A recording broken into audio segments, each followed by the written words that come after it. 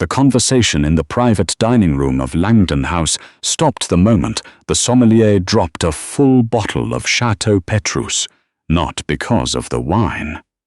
The bottle didn't even break.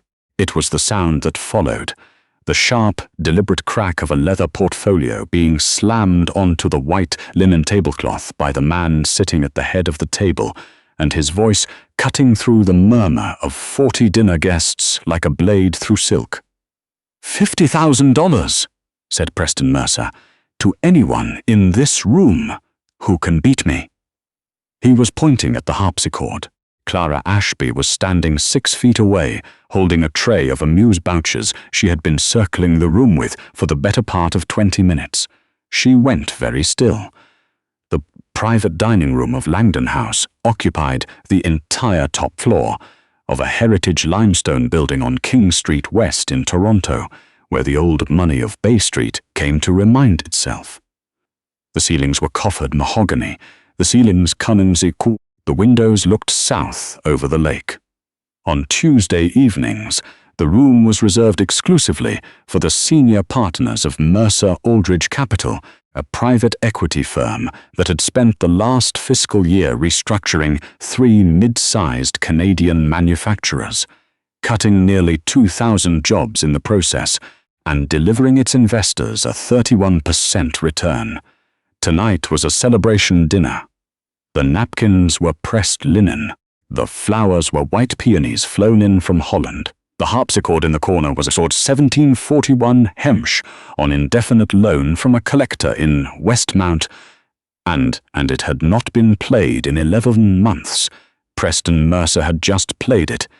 He was 53, silver-haired, with the deeply intense face of a man who summerses in Palm Beach and his summers on Georgian Bay. He wore a chalk-striped suit from a Savile Row tailor he flew to London to visit twice a year, and his cufflinks were hammered platinum engraved with the firm's initials. He was the kind of man who had been told he was exceptional so many times, and by so many people who needed something from him, that he had long since stopped distinguishing between the flattery and the fact. He had learned the harpsichord at Upper Canada College under a private instructor his father had retained. He had practiced for a decade, not because he loved the instrument, but because his father had said mastery was non-negotiable for a Mercer. He was technically proficient. He knew it. More importantly, he liked other people to know it.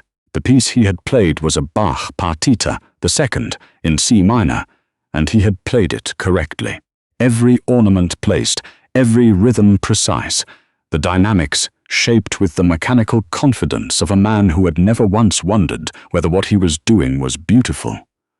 When the last note died in the room, he had stood, buttoned his jacket, and looked around at his assembled partners with an expression of serene self-satisfaction. "There are people," Mercer said, accepting a glass of Sorten from a fatzing server without acknowledging her, "who are born understanding structure, architecture, markets, music, the grammar of excellence. And then there are people who exist to appreciate what those people produce." He smiled unhurried. "I want to know which of you thinks you can challenge that." His partners laughed. They knew better than to accept. "Come on." His voice carried the particular warmth of a man who enjoyed an audience. "Don't be shy. Open wager. 50,000, payable tomorrow." Anyone. He was scanning the room with the idle pleasure of a man who expected nothing to happen when his gaze landed on the silver tray and then on the hands holding it, and his expression shifted from amusement to something slightly sharper. "What about the staff?" Mercer said. "Anyone brave among the help tonight?" Several of the partners chuckled. One of them, a younger man, third-year associate, still learning the register of the room, looked briefly uncomfortable before arranging his face into a smile. Clara had been holding the tray so steadily that she hadn't realized her knuckles had gone white. She was 29. She had been working the Langdon House events circuit for 16 months, picking up shifts wherever the agency sent her, sleeping 5 hours a night, and sending most of what she earned home to Sudbury. Her black service flats were worn at the heel. Her hair was clipped back with 2 pins she'd bought at a drugstore in the path. She looked, to everyone in the room, exactly like what she was, a young woman doing a job she needed and trying very hard not to exist while she did it. Mercer was still looking at her, not really at her, at the idea of her. "I don't suppose any of you play?" he asked, in a tone that made it clear the question was rhetorical, a small performance for his partners. Clara set the tray down on the credenza beside her. "I do," she said.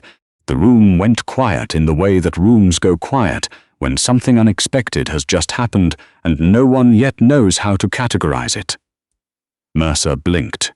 For exactly 1 second the composure slipped, and then it returned, smoother than before, carrying with it a new and particular cruelty. "Is that right?" It wasn't a question. "Well," he gestured toward the harpsichord with a magnanimous sweep of his hand. "By all means, the bet is open. $50,000, if you can outplay me." He paused. "Do you know what you're looking at?" "It's a hemsch," Clara said. 1741, if the casework is original. There's a second hemsch from the same year in the collections at the Royal Ontario Museum. Someone across the room set down a wine glass a little too carefully. Mercer's smile stayed in place, but something behind it recalibrated. A server who knows her harpsichords. Charming. He pulled the leather portfolio from the tablecloth, unclipped it, and removed a single card. "Before you sit down, the terms. If you play and you lose, and you will lose, you stand in the center of this room and you tell my colleagues clearly that you understand the difference between knowledge and competence, that knowing the name of an instrument is not the same as being able to play it." He set the card on the lid of the harpsichord. "Agreed?" Clara looked at the card. She looked at the harpsichord. She looked at Mercer. "And when I win," she said, "the check clears tomorrow." She crossed the room. She didn't hurry. She walked the way she had once walked onto a stage in the Glenn Gould studio at the age of 22, when she was a second-year student at the Glenn Gould School of the Royal Conservatory, when the world was still organized in a way she recognized. She walked like a person who understood the weight of the moment, and was not afraid of it. The event manager, a thin man named Clifford, who had been making desperate eye contact with her from across the room, started toward her. She shook her head, a small movement, without looking at him. He stopped. She sat down at the bench. She adjusted it, 3 centimeters forward, the same adjustment she had made 1,000 times on 100 different instruments, the precise distance her old teacher, Madame Fontaine, had calibrated for her body when she was 16, and had never once since had to question. She placed her hands in her lap and looked at the keys. She had not played a harpsichord in 2 years and 4 months. She had calculated this once, in the early weeks after she had moved back to Ontario, while sitting in the parking lot of the hospital in Sudbury, waiting for her mother to finish a round of chemotherapy, doing the math the way she did when she needed to hold on to something concrete. It had been 2 years and 4 months since the morning she had driven to the conservatory, packed her locker into a single box, and told her student advisor that she was withdrawing from the performance program. Not deferring. Withdrawing. Her mother had been diagnosed with early-onset Parkinson's, compounded by a secondary diagnosis that nobody had predicted, and everyone had been too careful about saying out loud at first.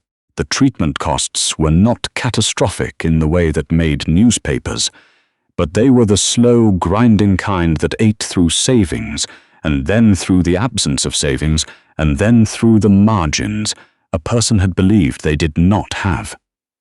Her father had died 4 years before that, cardiac arrest, no warning. There was no other family. There was Clara, and there was her mother, and there was the gap between what the province covered and what the province did not. She had thought about the music every day since, not with grief exactly, something more like the feeling of a missing tooth, the awareness of absence in a space where something had been. The harpsichord in front of her was one of the finest instruments she had ever been close to. She could feel its particular resonance even before she touched it, the way the room's air pressure shifted slightly around a thing of genuine quality. It had been tuned recently. The action would be light.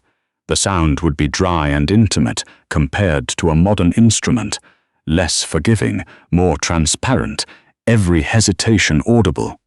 She would not hesitate. Mercer was leaning against the wall, with his arms crossed, his expression wearing the practiced patience of a man waiting to be proven right. His partners had gathered loosely around the perimeter of the room. Several had their phones out. This was going to be amusing. Clara chose the Goldberg variations, not the aria. She went straight to variation 13, the slow, ornamented two-voice canon that requires a player to hold two completely independent melodic lines simultaneously, each one singing, neither one subordinate, the whole architecture suspended in a kind of impossible equilibrium. It is not a piece that announces itself. It does not open with drama. It opens with a question, patient and precise, and it waits to see what you are. The first note rang out into the room. Mercer's arms did not uncross, but his chin lowered slightly. The second note followed, then the third. Clara's right hand carried the upper voice with the clean, unbroken legato that the instrument's action demanded, each note blooming and releasing without either clinging or disappearing. Her left hand found the answering phrase below it, not accompanying, conversing. This was not ornamentation. This was not muscle memory in the mechanical sense. This was something that had lived in her hands for 12 years and had not gone anywhere, had only gone quiet. The room changed. It is difficult to describe what happens when a space that has been functioning as a social event, with all the ambient noise and strategic laughter and background hum of people managing their impressions of one another, suddenly becomes a place where people are simply listening. It happens in degrees. First, the nearest conversations stop, then the ones further back, then the sound of cutlery ceases, then the room is still. By the middle of the variation, the only sound was the harpsichord. The phones that had been raised to record a joke were still raised, but no one was smiling behind them anymore. A woman in a midnight blue dress, who had been standing near the windows, had turned fully toward the instrument, without being aware she had moved. One of the senior partners, a man who had spent 40 years pricing things and people, was staring at his own hands. Mercer had pushed himself off the wall. He was standing upright now, and his arms had dropped to his sides, and his face was doing something that his face rarely did. It was uncertain. He understood music at the technical level. He had studied it. He could read what she was playing. He knew the Goldberg variations. He knew what the piece required. And he was standing in a room listening to a woman in service flats and a borrowed black shirt play a Hemsch harpsichord on loan from a Westmount collector with a precision and a depth of feeling that his decade of private lessons had never once produced in him. She moved from variation 13 into variation 25, the slow minor key aria sometimes called the Black Pearl, the emotional center of the entire work, 30 measures of such concentrated grief and beauty that performers have been known to weep during it. Clara did not weep. She played it with the particular steadiness of someone for whom grief is not a performance but a landscape. She knew this territory. She had been living in it. The final chord resolved.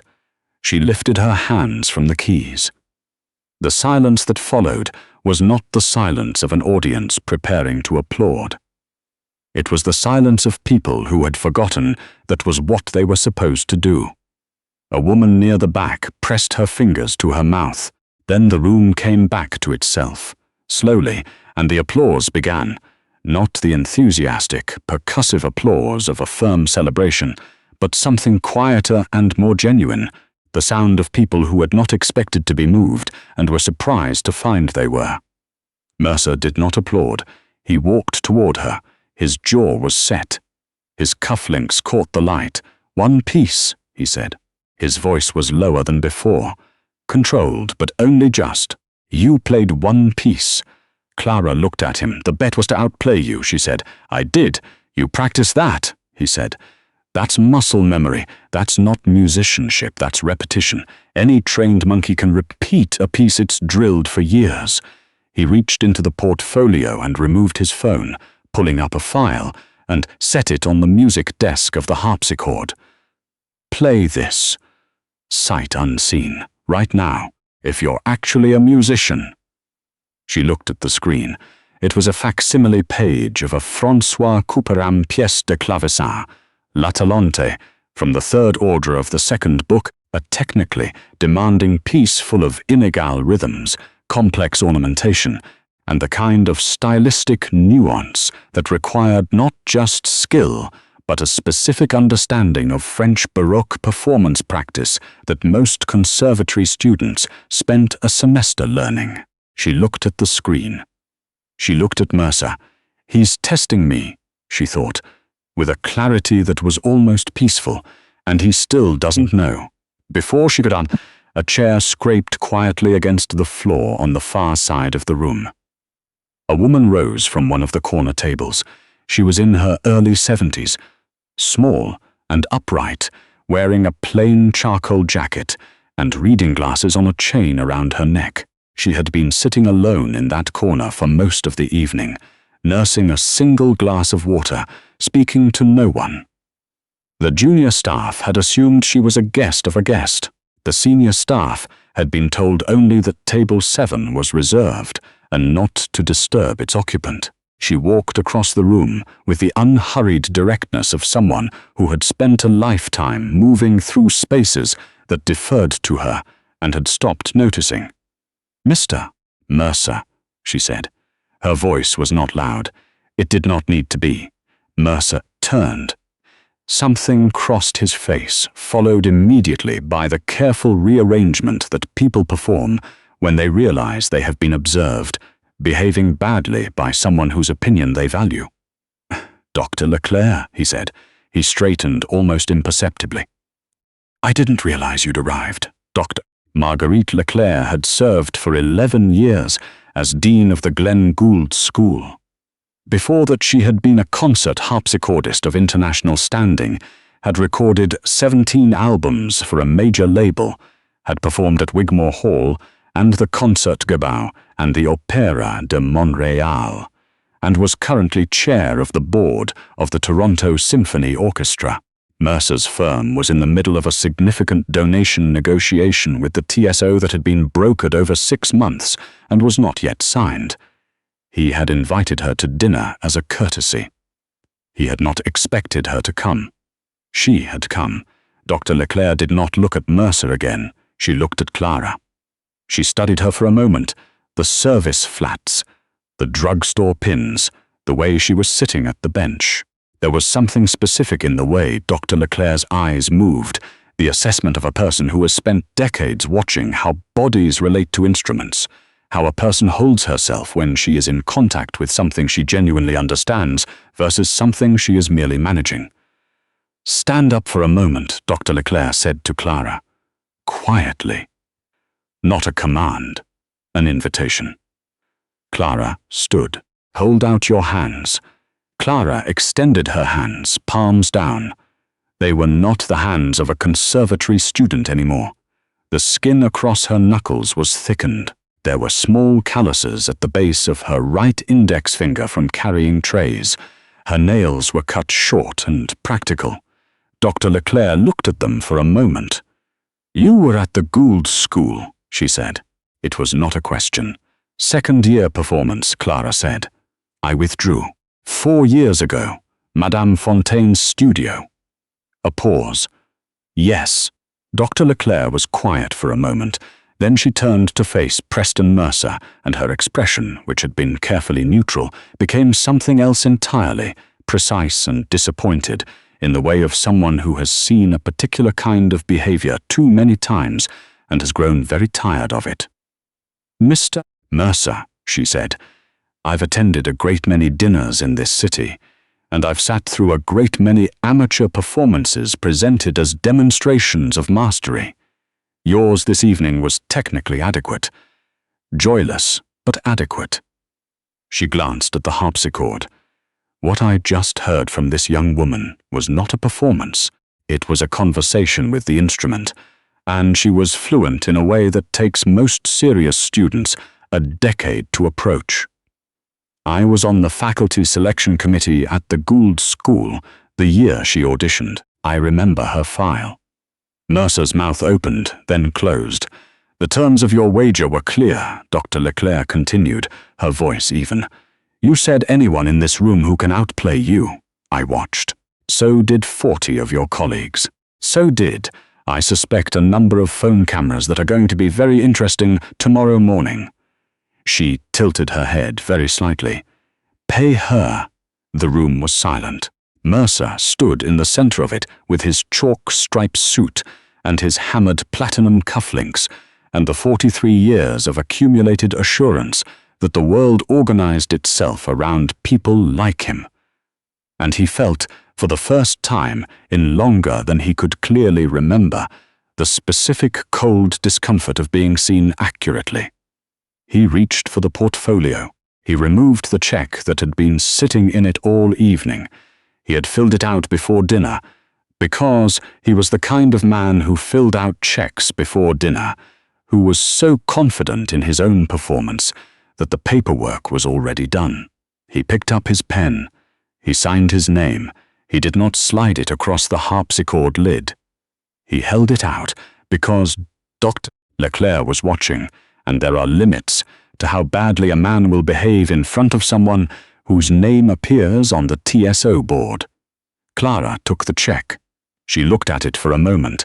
$50,000, the number printed in the firm's house font, Mercer's signature beneath it, still faintly wet. She thought about the outstanding balance on her mother's last round of medications adjustments, the number she had been carrying in the back of her mind for 3 months like a stone. She thought about the lease renewals her mother's care coordinator had mentioned, the accessibility modifications the building required, the converse she did not yet have the means to have it. Because she did not yet, Clara, have the means. Mention. She folded the check once carefully and put it in the pocket of her service apron. She picked up her tray from the credenza. Mercer was standing 2 feet from her. He was looking at his shoes. Mr. Mercer, she said. He looked up. The music doesn't care what you paid for the lessons, she said. It only cares what you gave it. She didn't say it loudly. She didn't need to. The room was still quiet enough that everyone heard it. The partners, the junior associates, the sommelier by the door, Dr. Leclerc standing with her reading glasses on their chain and her charcoal jacket, and the long, particular patience of a woman who had watched gifted people abandon their gifts and knew that sometimes they found their way back. Clara Ashby walked back across the room, past the white peonies and the coffered mahogany and the windows looking out over Lake Ontario in the October dark, and she pushed through the service door into the kitchen. The door swung shut behind her. On the other side, the private dining room of Langdon House was very quiet for a long moment. Then, from somewhere near the windows, someone began to applaud again.